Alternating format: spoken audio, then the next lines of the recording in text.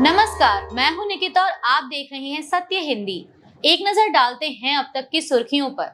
बिहार में चुनावी माहौल के बीच कांग्रेस नेता राहुल गांधी ने भाजपा पर तीखा हमला करते हुए कहा कि मुख्यमंत्री नीतीश कुमार सिर्फ नाम के नेता हैं और असली नियंत्रण भाजपा के हाथ में है। मुजफ्फरपुर की एक रैली में राहुल गांधी ने कहा कि नीतीश जी के चेहरे का इस्तेमाल हो रहा है, रिमोट कंट्रोल भाजपा के पास है। उन्होंने आरोप लगाया कि भाजपा सामाजिक न्याय की बात केवल दिखावे के लिए करती है और अति पिछड़े वर्गों की आवाज दबा रही है। राहुल ने संसद में अपनी जाति जनगणना की मांग दोहराते हुए कहा कि प्रधानमंत्री ने इस पर कोई जवाब नहीं दिया क्योंकि भाजपा सामाजिक समानता नहीं चाहती। दूसरी ओर भाजपा ने राहुल पर बिहार की राजनीति से दूर रहने का आरोप लगाया। भाजपा नेता अमित मालविया ने उन्हें लापता बताते हुए कहा कि कांग्रेस अब महागठबंधन में हाशिए पर है। बता दें कि बिहार में 6 और 11 नवंबर को वोटिंग होनी है और दोनों गठबंधनों के बीच सियासी जंग तेज हो गई है। बिहार चुनाव प्रचार की जोरदार शुरुआत करते हुए कांग्रेस नेता राहुल गांधी ने प्रधानमंत्री मोदी पर भी तीखा हमला बोला। मुजफ्फरपुर में आरजेडी नेता और महागठबंधन के मुख्यमंत्री पद के उम्मीदवार तेजस्वी यादव के साथ रैली में राहुल गांधी ने कहा कि अगर आप नरेंद्र मोदी से कहेंगे कि वो वोटों के लिए नाचो तो वह मंच पर नाचेंगे। उन्होंने आरोप लगाया कि मोदी वोट पाने के लिए कुछ भी कर सकते हैं। छठ पूजा का जिक्र करते हुए राहुल ने कहा कि दिल्ली में लोग प्रदूषित यमुना में पूजा कर रहे थे, जबकि प्रधानमंत्री ने खास बनवाए गए स्विमिंग पूल में डुबकी लगाई। उन्होंने कहा कि मोदी जी का छठ पूजा या जनता की भावनाओं से कोई लेना देना नहीं है, उन्हें सिर्फ आपका वोट चाहिए। मुजफ्फरपुर में रैली को संबोधित करते हुए राहुल गांधी ने संविधान और वोट चोरी का भी मुद्दा उठाया। उन्होंने कहा कि जो कुछ भी हमें मिला है, वोट का अधिकार, शिक्षा और स्वास्थ्य, वह संविधान की वजह से है, लेकिन नरेंद्र मोदी और आरएसएस उस पर हमला कर रहे हैं। उन्होंने मंच पर संविधान की प्रति दिखाते हुए कहा कि हम संविधान की रक्षा करेंगे, कोई इसे खत्म नहीं कर सकता। केंद्रीय गृह मंत्री अमित शाह ने बुधवार को दरभंगा में रैली करते हुए महागठबंधन पर तीखा हमला बोला।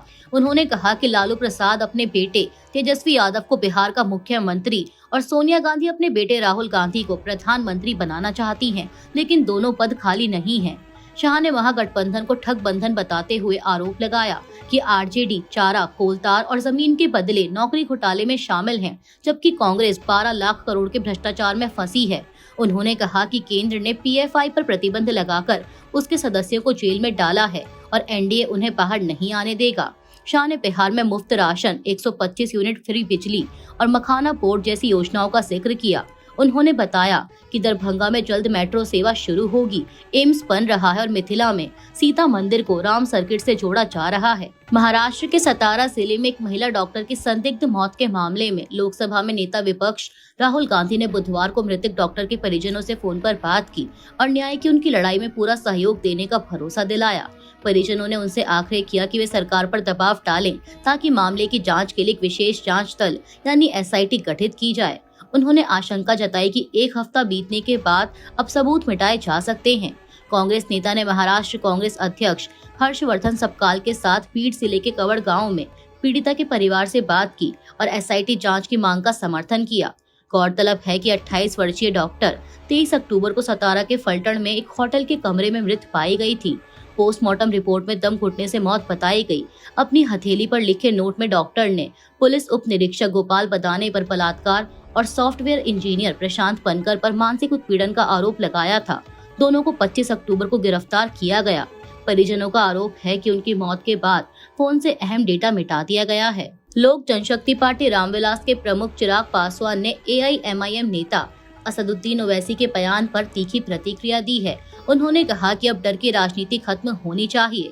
चिराग ने लोगों से अपील की कि वे डर में आकर वोट ना दें, बल्कि जिसे सत्ता में लाना चाहते हैं उसकी जवाबदेही तय करें। उन्होंने कहा कि अगर कांग्रेस और आरजेडी के शासन में मुसलमानों ने जवाबदेही तय की होती तो आज उनकी हालत ऐसी नहीं होती। पासवान ने दावा किया कि उनकी सरकार बिना जात पात और धर्म देखे हर योजना का लाभ दे रही है। उन्होंने ओवैसी पर सवाल उठाया कि जब सरकार सबके लिए काम कर रही है तो वे बीजेपी को वोट ना देने की अपील किस मुंह से कर रहे हैं। गौरतलब है कि मुंगेर की एक रैली में ओवैसी ने कहा था कि बिहार में पहले जंगलराज 1 था, अब जंगलराज 2 चल रहा है। पश्चिम बंगाल के उत्तर 24 परगना जिले के अगरपाड़ा में 57 वर्षीय प्रदीप कर ने एनआरसी यानी राष्ट्रीय नागरिक रजिस्टर को जिम्मेदार ठहराते हुए आत्महत्या कर ली। वह फर्निशिंग व्यवसाय करते थे और अकेले रहते थे। उनके सुसाइड नोट में लिखा मिला कि एनआरसी मेरी मौत के लिए जिम्मेदार है। परिवार के मुताबिक हाल ही में शुरू हुए विशेष गहन पुनरीक्षण यानी एसआईआर अभियान के बाद वह बेहद चिंतित थे और डरते थे कि उन्हें देश से बाहर निकाल दिया जाएगा। उनके पास आधार, पैन और वोटर कार्ड जैसे सभी दस्तावेज मौजूद थे, फिर भी वे परेशान रहते थे। घटना के बाद मुख्यमंत्री ममता बनर्जी ने बीजेपी पर डर और झूठ की राजनीति करने का आरोप लगाया और कहा कि बंगाल में एनआरसी लागू नहीं होने दिया जाएगा। टीएमसी ने गृह मंत्री अमित शाह और चुनाव आयुक्त के खिलाफ एफआईआर की भी मांग की। वहीं बीजेपी ने पलटवार करते हुए कहा कि ममता खुद गलत सूचना फैला रही हैं। कांग्रेस और सीपीएम ने भी चुनाव आयोग और राज्य सरकार दोनों को जिम्मेदार ठहराया है। चुनाव आयोग ने देश भर में चल रहे विशेष गहन मतदाता सूची पुनरीक्षण यानी एसआईआर के दूसरे चरण से असम को बाहर रखा है, क्योंकि राज्य में पहले से ही राष्ट्रीय नागरिक रजिस्टर यानी एनआरसी लागू है। मुख्य चुनाव आयुक्त ज्ञानेश कुमार ने बताया कि असम में नागरिकता पहचान प्रक्रिया सुप्रीम कोर्ट की निगरानी में पूरी हो चुकी है, इसलिए वहां एसआईआर लागू नहीं होगा। असम ही ऐसा राज्य है जहां एनआरसी अपडेट किया गया है। यह प्रक्रिया 2013 से 2019 के बीच हुई थी ताकि वैध नागरिकों और अवैध प्रवासियों की पहचान की जा सके। भाजपा का कहना है कि बांग्लादेशी मुसलमानों की घुसपैठ से राज्य की जनसांख्यिकी बदल रही है, जबकि मुख्यमंत्री हेमंत बिस्वा शर्मा ने सुझाव दिया कि एनआरसी को एसआईआर के लिए दस्तावेज के रूप में स्वीकार किया जाए। हालांकि एनआरसी लिस्ट को लेकर विवाद जारी है, क्योंकि इसमें कई स्थानीय लोगों को बाहर और कथित विदेशी नागरिकों को शामिल किया गया है। असम में मुस्लिम आबादी 34% से अधिक है, जो भाजपा के लिए एक बड़ा राजनीतिक मुद्दा बन चुका है। इससे राज्य में एनआरसी, नागरिकता और पहचान की बहस और तेज हो गई है। पाकिस्तान और अफगानिस्तान के बीच तुर्की के इस्तांबुल में हुई शांति वार्ता बिना किसी नतीजे के खत्म हो गई।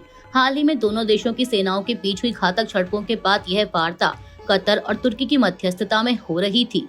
पाकिस्तान ने अफगान तालिबान से लिखित गारंटी मांगी थी कि उसकी जमीन से तहरीक तालिबान पाकिस्तान यानी टीटीपी जैसे आतंकवादी समूहों को हमले नहीं करने देगा, लेकिन तालिबान ने यह मांग ठुकरा दी। अफगानिस्तान ने उल्टे पाकिस्तान पर शरणार्थियों के मुद्दे को राजनीतिक दबाव के रूप में इस्तेमाल करने का आरोप लगाया और अपने हवाई क्षेत्र के उल्लंघन पर आपत्ति जताई। वार्ता विफल होने के बावजूद दोनों देशों के बीच कतर की सहायता से हुआ सीज फायर फिलहाल बरकरार है, लेकिन हालात बेहद नाजुक हैं। पाकिस्तान के रक्षा मंत्री ख्वाजा आसिफ ने अफगानिस्तान के साथ खुले युद्ध की चेतावनी दी है। सीमा बंद होने से व्यापार ठप है और दोनों पक्ष एक दूसरे को विफलता के लिए जिम्मेदार ठहरा रहे हैं। दिल्ली में वायु प्रदूषण कम करने के लिए की गई कृत्रिम बारिश यानी क्लाउड सीडिंग की कोशिश नाकाम रही।